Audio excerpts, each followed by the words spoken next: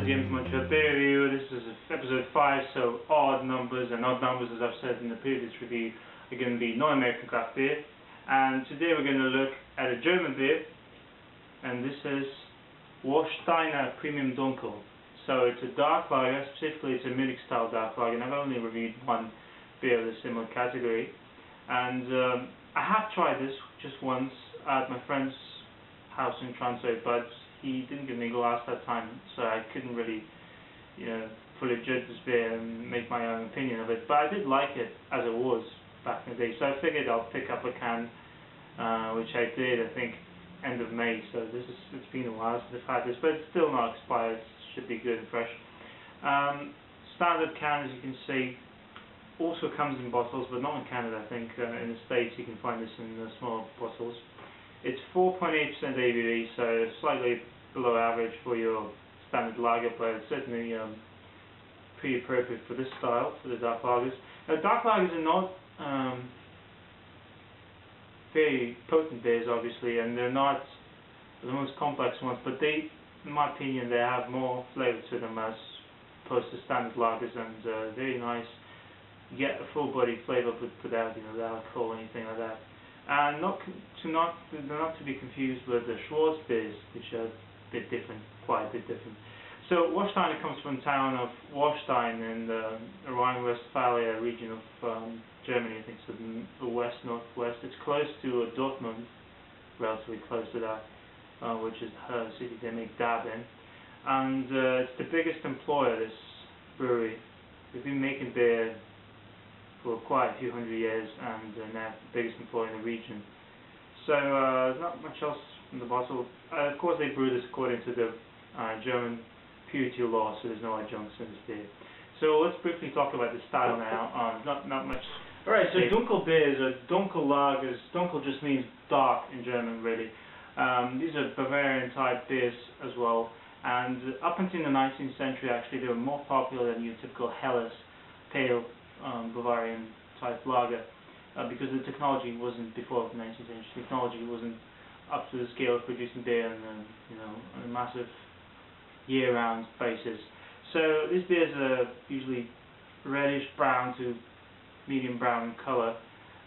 They use the Munich malts in it, and they roast the malts as well, so you're going to get a nice roasty character probably, and a fair amount of hops are used as well. This beer is a countryside beer, so been enjoyed throughout Bavaria, I guess. And a vast number of big or well-known German breweries actually make this type of beer. So Paulaner, Warsteiner, of course, Anger, Beck's, Hofbraued HB beer. So yeah, and the list goes on and on. So these are very popular beers, and people like them for their lighter kind of taste, and yet they're full-bodied and more full-bodied than just a typical lager. So that's all about the style, so let's finally review the beer now. For the glassware, I'm going to use my Cheval Blanc local glass. It's good for Pilsner, so Beer Advocate said to use Pilsner type glass for this beer as well. Fortunately, it's a small one, but you have to fit half of it, so pour it out.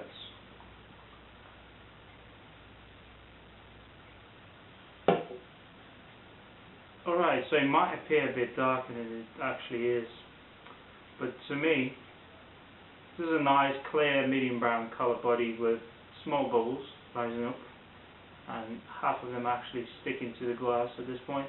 The head's nice and very frothy, kind of dissipates, but I reckon it's going to stay, at least partially stick around. Light brown colour to it as well.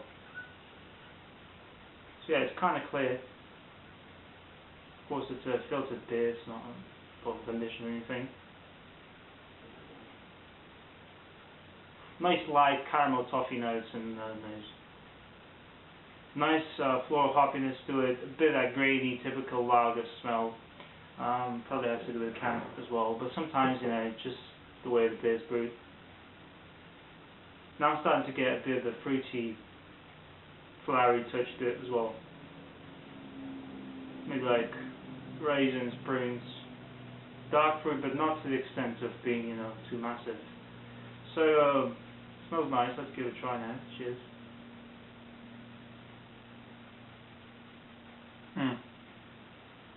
Very good.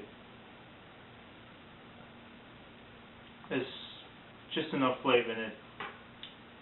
It's sweet, but not overly sweet. You get a roasty mouthfeel to it and roasty flavour as well. But you know what? This is not like a Schwarzbier. Some Schwarzbiers tend to be way too roasted. You know, for me, I like these kind of notes you get, but some people find them a bit, too much. But this beer is very balanced. The roastiness is, I wouldn't say it's slight, it's subtle, but it's, it's very moderate. It's not to the extent of being, tasting like over roasted burnt coffee beans. You mostly get like caramel, a bit of chocolate as well. And the floral hoppiness is very prominent here as well.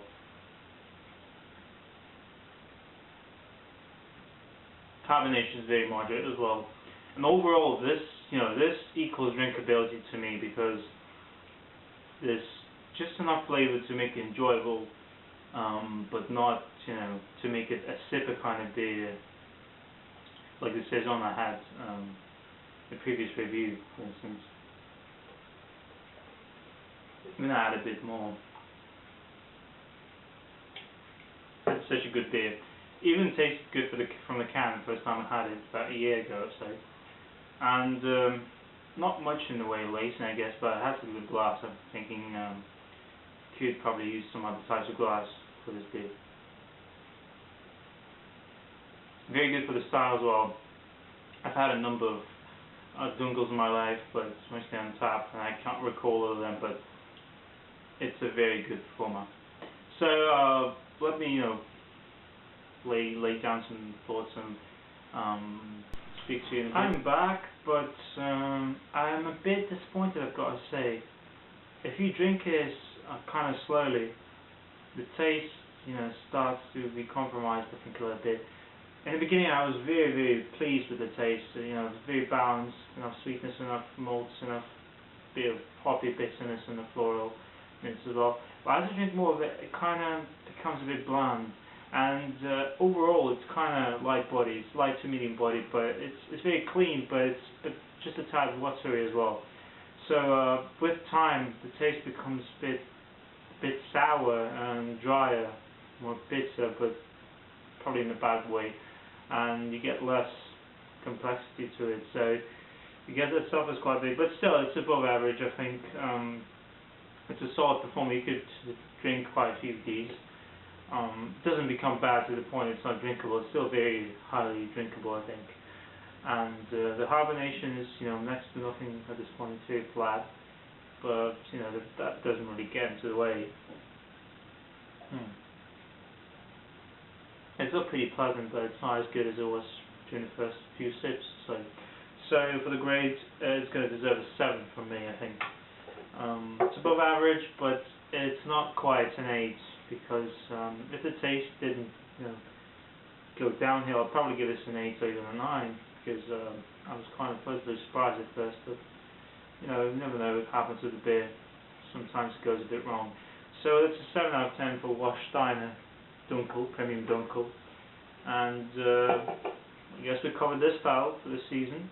Next time, stay tuned for another American craft beer, probably next week. I'm also going to Ottawa this weekend for Halloween, and bring back some beers as well. So until then.